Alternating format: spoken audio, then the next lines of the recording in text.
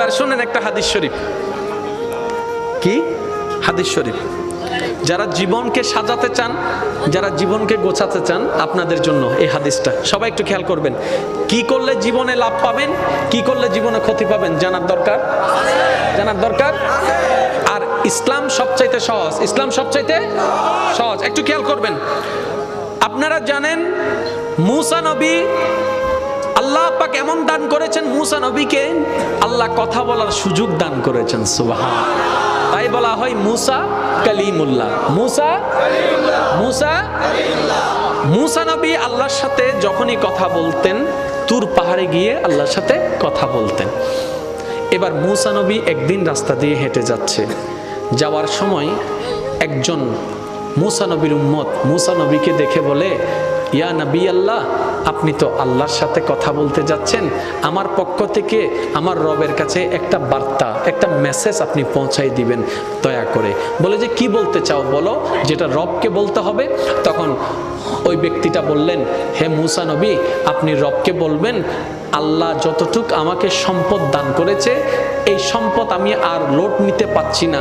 আমার চাওয়ার তুলনায়, স্বপ্নের তুলনায় সম্পদ অনেক বেশি বেড়ে গিয়েছে। আমি আর সম্পদ চাই না, আমাকে যেন সম্পদ একটু কমাই দেয়, আমাকে যেন সম্পদ একটু কমাই দেয়। আল্লাহকে বলবেন আমাকে যেন সম্পদ একটু কমাই দেয়। এরকম দোয়া কেউ করে? কারণ আমরা তো আরো দেয়, আরো দেয়, আহাদি নোয়ারের তো ওদের সিবি দে, সিবি দে, সিবি দে, আহাদি সিবি দিল নত ওদের রশিদি বান, রশিদি বান, রশিদি বান, আহাদিও নত ওদের ফেলাস্টার ঘর, তারপরও দে। ঠিক না?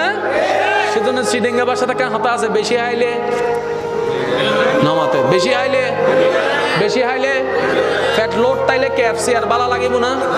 ওয়া আগে জিল্লা সিলিল্লা করি দাও, আওয়াজ আগের মতো করি দাও।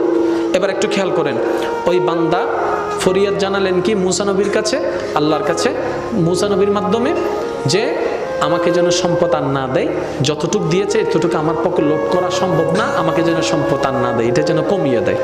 আচ্ছা, মুসা নবী চলে যাচ্ছেন। কিছুক্ষণ পর আরেকজন বান্দার সাথে দেখা। ওই বান্দার শরীরের কাপড় চোপড় সব ছিঁড়া ফেরা, চুলগুলা আওলা জাওলা। এবার মুসা নবীকে বললেন, আল্লাহকে একটু আমার পক্ষ থেকে একটা খবর জানাবেন। বলে যে কি খবর? বলে যে আমার খাবার জন্য খাবার নাই, পরার জন্য কাপড় নাই, আল্লাহকে একটু বলেন না আমার উপর দয়া করতে, আমাকে একটু সম্পদ দিতে বলেন না, আমি যদি একটু ধনী হতে পারি। দুইজন বান্দার দুইটি বার্তা নিয়ে মুসা নবী তুর পাহাড়ে চলে গেলেন। আল্লাহর দরবারে এবার ফরিয়াদ জানালেন। আল্লাহর দরবারে দুইজন বান্দার পক্ষ থেকে ফরিয়াদ জানার পরে আল্লাহ পাক বললেন, মুসা, প্রথমে যেই বান্দা তোমাকে ধরেছে সে বলেছে সম্পদ আর নিতে পারবে না, তাকে গিয়ে বলো আজকে থেকে যেন শুকরিয়া আদায় বন্ধ করে দেয়, শুকরিয়া আদায় করা বন্ধ করে দেয়, তার সম্পদও কমে যাবে, সম্পদও কমে যাবে। আর যার সম্পদ নাই বলেছে তাকে বলবা শুকরিয়া আদায় করতে শুরু করতে, যেমনে থাকুক যেভাবে থাকুক শুকরিয়া আদায় করতে শুরু করতে বলো, আমি আল্লাহ সম্পদ বাড়াই দিব, নিয়ামত বাড়াই দিব, মর্যাদা বাড়াই দিব। সুবহান। মেসেজটা শুনে মুসা নবী এবার আসতে লাগলেন। তারা অধীর আগ্রহে অপেক্ষা আল্লাহর পক্ষ থেকে কি মেসেজটা আছে। এবার গরিবের সাথে দেখা হলো। গরিবকে বলে, আল্লাহ পাক বলেছে তোমাকে সর্বদা শুকরিয়া আদায় করতে। সে বলে যে আমি শুকরিয়া আদায় করব কি নিয়ে? শুকরিয়া আদায় করার তো কোনো বিষয়ই নাই, শুকরিয়া আদায় করার তো কোনো কারণই নেই, কি নিয়ে শুকরিয়া আদায় করব? কিন্তু আল্লাহ কি বলেছিলেন, যেমন আছে তেমনই যদি সে শুকরিয়া আদায় করে। তো সে যদি চালাক হতো কি বলতো, যাক হাঁটার জন্য এখনো পা দুইটা আছে আলহামদুলিল্লাহ, চলার জন্য এখন একটু শক্তি আছে আলহামদুলিল্লাহ, দেখার জন্য নজরটা একটু আছে আলহামদুলিল্লাহ। আল্লাহ খুশি হয়ে যেত, এই শুকরিয়ার কারণে তার অন্যদিকেও আল্লাহ বরকত বাড়াই দিত। সুবহান। সে এই নিয়ামতটা নিতে জানে। এবার কিছু দূর যাওয়ার পরে ওই মানুষটা যে সম্পদ কমাই দেওয়ার জন্য বলছে তাকে দেখলো, তার জন্য আল্লাহর উপর সন্তুষ্ট থাকার জন্য। তখন মুসা নবী বললেন, আল্লাহ তোমাকে বলেছেন শুকরিয়া আদায় বন্ধ করে দাও, নিয়ামত বন্ধ হয়ে যাবে, সম্পদ বন্ধ হয়ে যাবে, তোমার অর্থনৈতিক আস্তে আস্তে কমে যাবে। তখন সেই বান্দা উত্তরে বলে, যখন আমার কিছু ছিল না তখনও রবের শুকরিয়া বন্ধ করি নাই, আজকে কেমনে বন্ধ করব?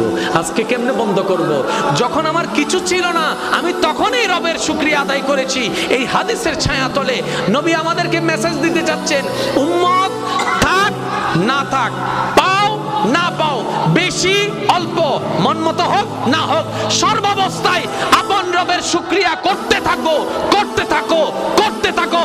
তোমার নিয়ামতের, তোমার জীবনে নিয়ামতের যা যা দরকার তোমার রব সবগুলা পূরণ করে দিবেন। বলেন সুবহান।